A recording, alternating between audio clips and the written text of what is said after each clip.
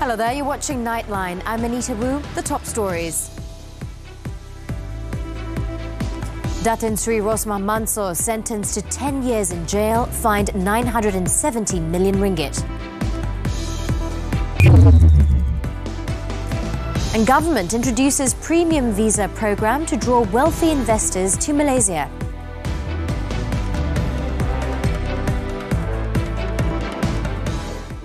Our headlining story. The Kuala Lumpur High Court sentenced Datin Sri Rosmah Mansor to 10 years jail on each of 3 corruption charges involving a 1.25 billion ringgit hybrid solar project for 369 rural schools in Sarawak. Judge Muhammad Zaini Mazlan also ordered that the prison time run concurrently from the date of judgment.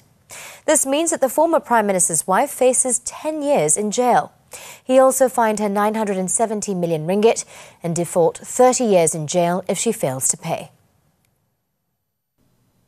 The court found Datin Sri Rosmah guilty after finding that she had failed to rebut the presumption under the Malaysian Anti-Corruption Commission Act 2009 that solicitation for 187.5 million ringgit under the first charge was corruptly solicited as an inducement, and the gratification of 1.5 million ringgit under the second charge was corruptly received as a reward, and the gratification of 5 million ringgit under the third charge was corruptly received as a reward. The court allowed a stay of execution on the sentence pending an appeal to the Court of Appeal.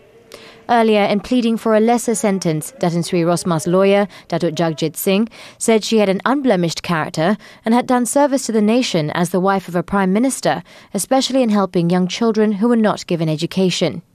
Datuk Jagjit also said Datin Sri Rosmah also had health issues which the court should consider. Datin Sri Rosmah then went on to urge the judge to be compassionate. Datuk Jagjit then called on the judge to sentence Datin Sri Rosmah to just a day's jail and a minimum fine. Lead prosecutor Datuk Sri Gopal Sri Ram urged the court to take into consideration the gravity of the offence. He said Datin Sri Rosmah faced a maximum of 20 years in jail and also a fine of 5 times the amount of gratification received.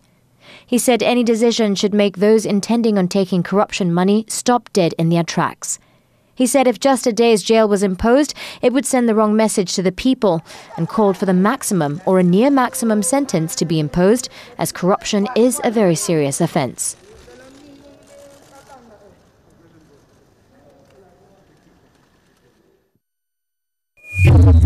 Datin Sri Rosmah was charged with soliciting 187.5 million ringgit from former Jebat Holding Sdn Bhd Managing Director Saidi Abang Samsudin through her then aide Datuk Rizal Mansor as an inducement to help the company secure the project. She was also accused of 2 counts of receiving bribes amounting to 6.5 million ringgit from Saidi between 2016 and 2017. Her trial started in 2020 and was held over 42 days of hearing, with 23 prosecution and 2 defence witnesses, including Datin Sri Rosmah, called to testify. Datin Sri Rosmah's case started on February 5th, 2020, and the judge ordered her to enter her defence on February 18th last year. The defence closed its case on February 23rd. Malaysia has introduced a premium visa program, PVIP, to attract wealthy foreigners to invest in Malaysia and reside in the country for a period of 20 years. Home Minister Datuk Sri Hamzah Zainuddin said the residency through investment program, the first of its kind introduced by the government to drive the country's economic growth, would be open for applications from October 1st this year. KDN dan JIM telah mengkaji semula penyesuaian untuk kita berikan memperkenalkan satu lagi PAS keberadaan yang berkonsepkan program residensi melalui pelaburan atau residence by investment, atau juga dikenali sebagai golden visa di banyak-banyak negara di luar sana. Program Golden Visa yang dikeluarkan oleh negara yang di luar sana termasuklah Thailand, Singapura dan juga Portugal. He said the PVIP was offered to business tycoons from all countries, except Israel and those that did not have diplomatic ties with Malaysia. The Home Minister said participants of the programme would be given benefits in the form of visa approval of up to 20 years, permission to study, permission to purchase real estate for residential, commercial or industrial purposes, and to make active investments in permitted fields. He also assured that the Immigration Department and the police would carry out monitoring and enforcement to ensure that the programme complies with its implementation policies and goals. Revitalizing Zaporizhia through a new master plan. Efforts to not only attract Malaysians but the whole of Southeast Asia. How to ensure Zaporizhia remains relevant and competitive within the tech industry space. Challenges faced by investors. What are their concerns? What's the strategy to strengthen its position as a global technology hub? Money Matters speaks with Cyberview Sendirian Berhad this Saturday at 5 p.m. only on TV3.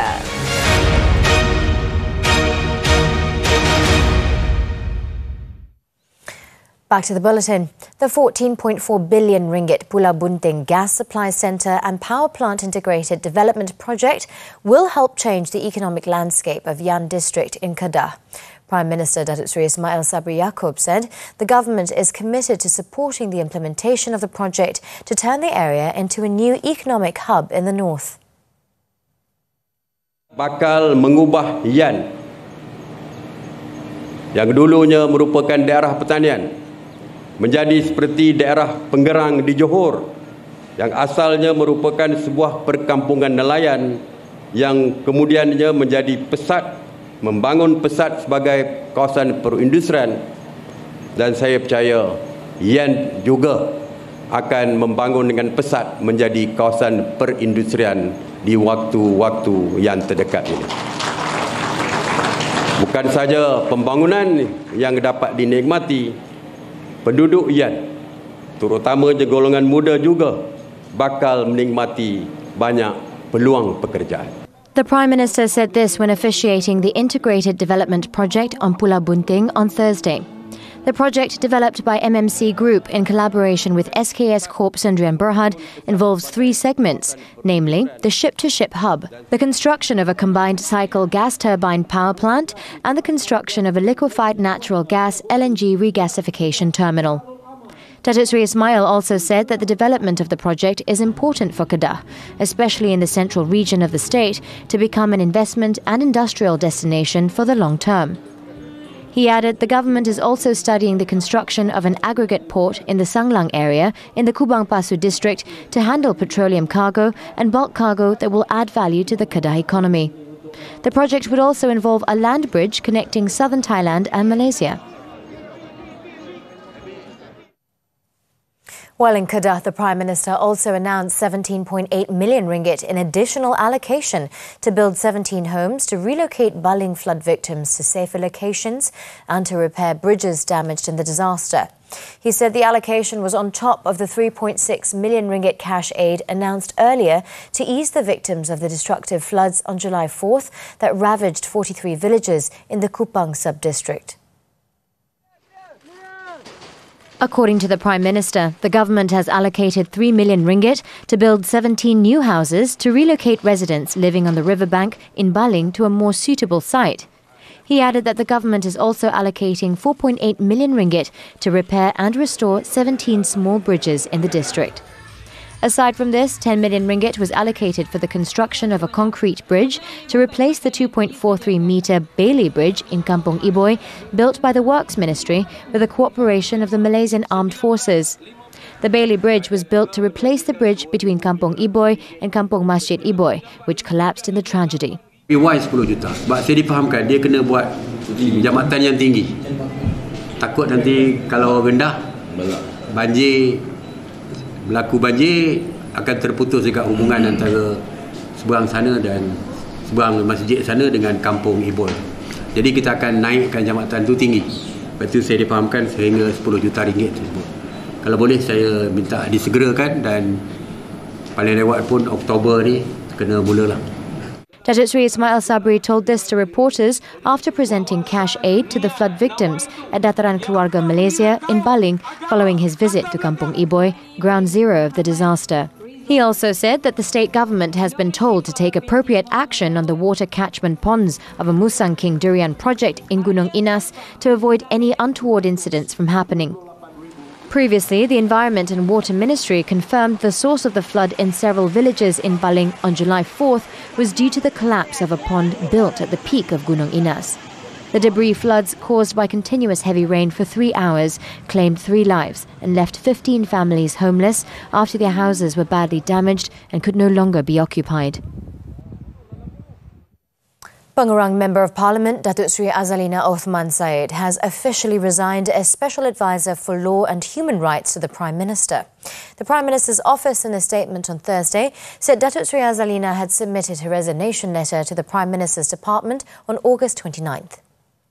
The statement added that Prime Minister Datuk Seri Ismail Sabri has accepted her resignation with a month's notice, as mentioned in the letter. The Prime Minister also expressed his thanks and appreciation to her for her service. Datuk Seri Azalina was appointed to the post on October 2nd, 2021. Prior to that, she resigned as Deputy Speaker of Dewan Rakyat on August 23rd the same year.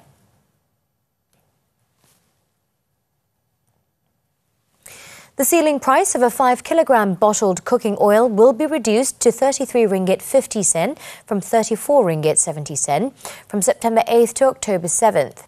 Chairman of the Special Task Force on Jihad Against Inflation, Tan Sri Anwar Musa, said cooking oil sold in 3-kilogram bottles will be reduced to 21 ringgit 10 sen from 21 ringgit 70 sen.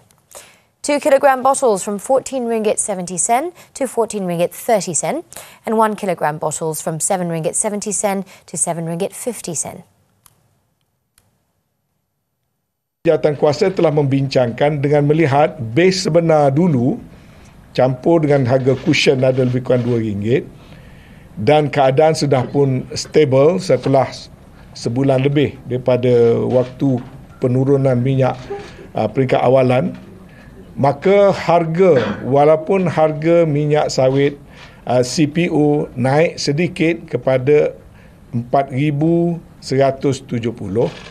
setelah mengambil kira faktor-faktor yang saya maksudkan tadi, Jawatankuasa telah memutuskan untuk menurunkan lagi harga maksima minyak sawit botol. He said this at a media conference after chairing the Special Task Force meeting in Putrajaya on Thursday. Commenting further, he said the role of the Special Task Force on Jihad Against Inflation will also be extended to other expenditures that contribute to inflation. It includes transportation and housing, in addition to focusing on certain food prices. More local updates to come later in the bulletin, but first, IMF provisionally agrees on Sri Lanka bailout package. Don't go away.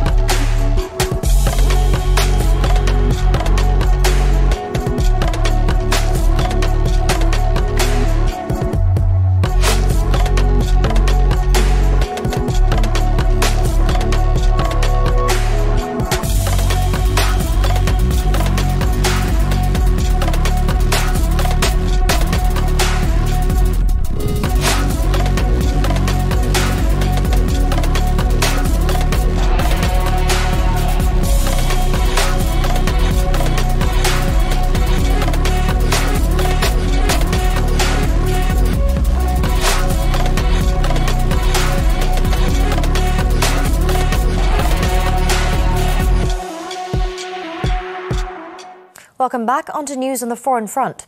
Crisis hit Sri Lanka has reached a preliminary agreement with the International Monetary Fund, IMF, for a loan of about $2.9 billion as the country seeks a way out of its worst economic crisis in decades. The international lender, in a statement on Thursday, said the objectives of Sri Lanka's new fund-supported program are to restore macroeconomic stability and debt sustainability, outlining the 48-month-long arrangement under the IMF's Extended Fund facility.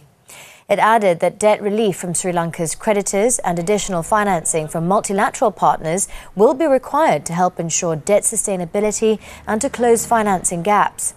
The debt-laden country has been seeking up to $3 billion from the IMF in a bid to escape its worst economic crisis since independence from Britain in 1948. Sri Lankans have faced acute shortages of fuel and other basic goods for months, leaving it in political turmoil and hit by runaway inflation, which is now at almost 65% year-on-year. Israeli forces have killed 2 Palestinian men during 2 separate raids in the occupied West Bank on Thursday. According to the Palestinian Health Ministry, the men were identified as 25-year-old Samir Khalid from Al Ain refugee camp in Nablus and 26-year-old Yazan Afane from Al-Sharayet, a neighborhood south of Ramallah and El Bireh. It was reported that Khalid was killed after confrontations broke out with the Israeli army during its raid on the Balata refugee camp in Nablus. Meanwhile, Afane was killed during confrontations that broke out following the raid on Al-Sharayet. The Health Ministry said the killings had raised the number of Palestinians killed by the Israeli army in the occupied West Bank and Gaza Strip since the start of the year to 140. Ukraine, meanwhile, on Thursday has accused Russia of attacking a city housing Europe's largest nuclear plant ahead of a visit by United Nations inspectors. According to Energoda Mayor Dmitry Orlov, Moscow's troops have shelled the city with mortars and used automatic weapons and rockets, damaging buildings in the territory. A 14-member team from the IAEA is expected to arrive at the Zaporizhia nuclear plant on Thursday. Just before leaving for the Zaporizhia nuclear plant, the international organization's chief, Rafael Grossi, said his team had been updated about the shelling, but would press on anyway. The chief stressed that the mission of IAEA is to prevent a nuclear accident and to preserve the largest nuclear power plant in Europe.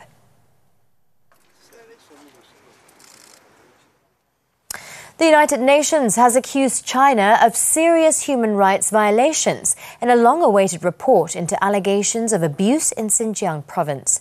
The landmark report detailed a string of rights violations against more than 1 million Uyghurs and other Muslim minorities in the far western region.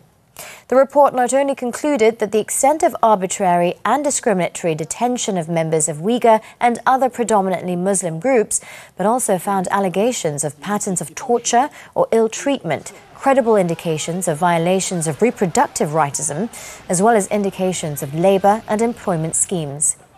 Beijing, in the meantime, has vehemently rejected the claims, insisting it is running vocational centers designed to curb extremism. The Chinese government responded to the report with a 131-page document in which it decried the findings based on the disinformation and lies fabricated by anti-China forces.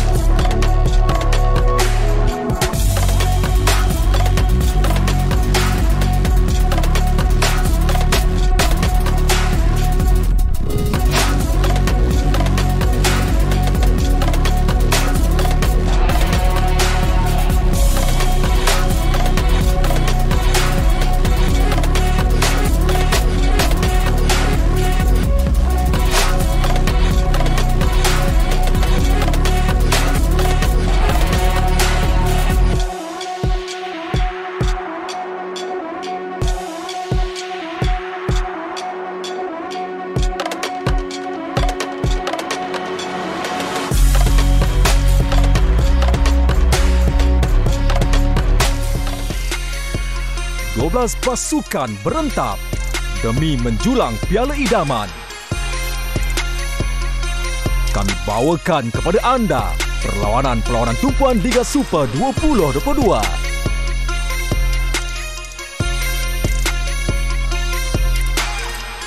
Hanya di TV9 dan Astro 149.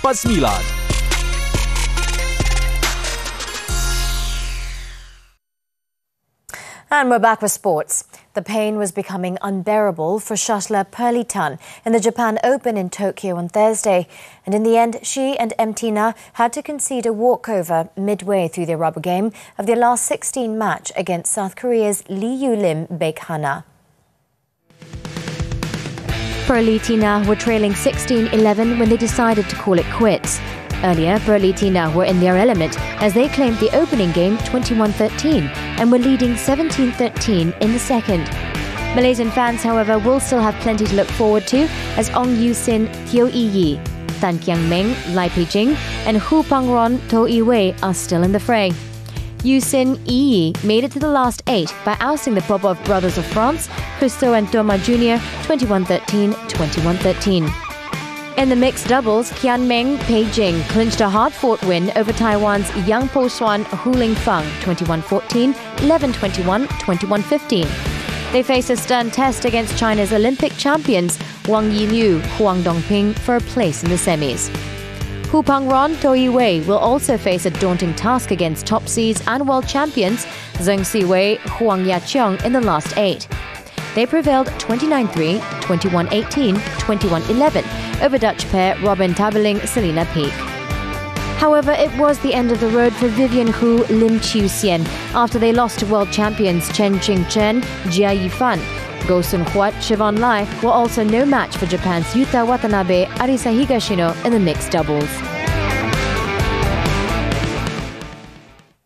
Moving on to football, Manchester United took the cost of its recent rebuild to nearly $240 million by completing the signing of Brazil winger Antony from Ajax on Thursday, the final day of the transfer window. The 22-year-old Antony became United's second most expensive signing after Paul Pogba in 2016 at $95 million and is the latest player to arrive at Old Trafford from the Dutch league. Erik ten Hag, who left Ajax to take over as United manager during the off-season, has brought Lisandro Martinez, an Argentina centre-back, costing nearly $58 million, and now Antony with him from the Amsterdam club. United also signed Brazil midfielder Casemiro from Real Madrid last week for about $17 million. Antony, a skillful and quick left-footed attacker, has signed a contract through 2027 with the option of an additional year. He will bring some flair to United while also adding more competition to the wide positions where Marcus Rashford, Jadon Sancho and Anthony Elanga are vying for spots.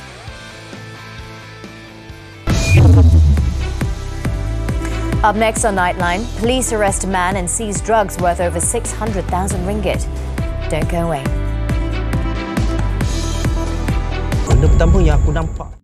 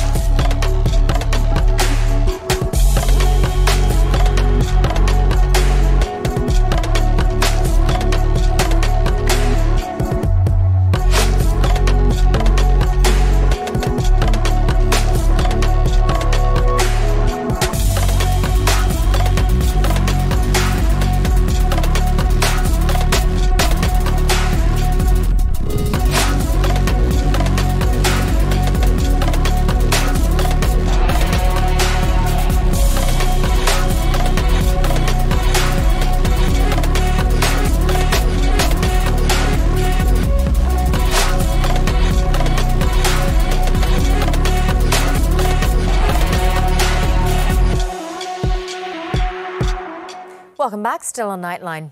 Former UMNO Supreme Council member Datuk Lokman Nur Adam was once again hauled to court over his social media posts deemed insulting.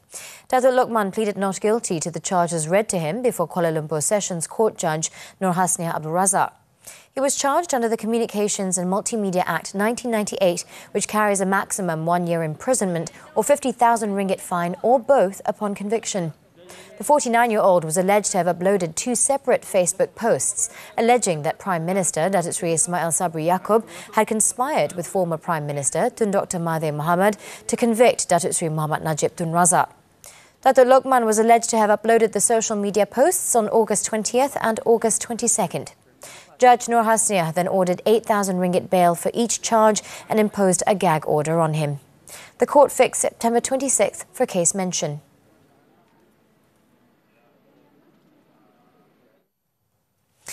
In Selangor, police seized 11.5 kilograms of ketamine with an estimated value of over 600,000 ringgit in Petaling Jaya last Saturday. This was following the arrest of a 34-year-old local man at Jalan Gasing on suspicion of processing and distributing the prohibited substance.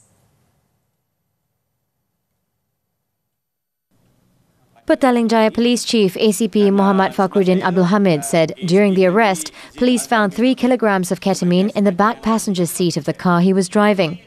Further investigations led them to a rented house in Jalan Persiaran U City, Cheras, on the same day, which was believed to be the location where the suspect repackaged the drugs.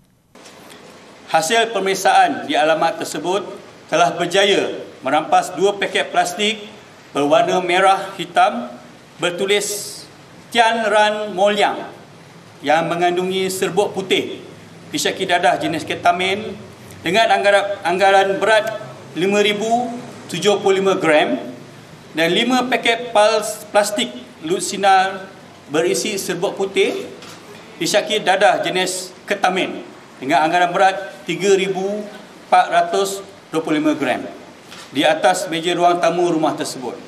It was believed that the suspect had been active for the past 6 months and had been getting his supplies and packaging them in 1 kilogram or 500 gram packs for resale around the Klang Valley. Authorities are currently tracing the source of the drugs, which could cater to 11,500 addicts at one time. Police also seized a Proton Saga BLM belonging to the suspect's father, along with 600 ringgit in cash, a gold ring and several equipment used for repackaging the drugs. The suspect, who has a record for 6 drug-related offences, has been remanded for 7 days to assist investigation under the Dangerous Drugs Act.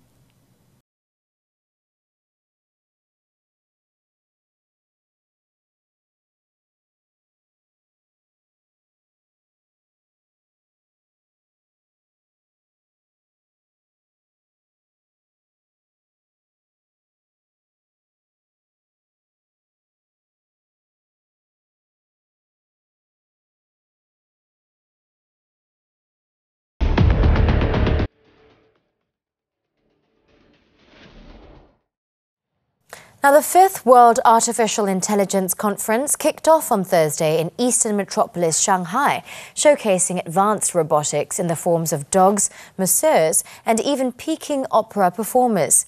Exhibit goers also had the opportunity to see costumed humanoid-like robots performing Peking opera, a calligraphy-writing robot arm and motion capture virtual reality tech. Let's have a glimpse into the future as we wrap up Nightline tonight. With that, I'm Anita. Thank you for watching and be well, Malaysia.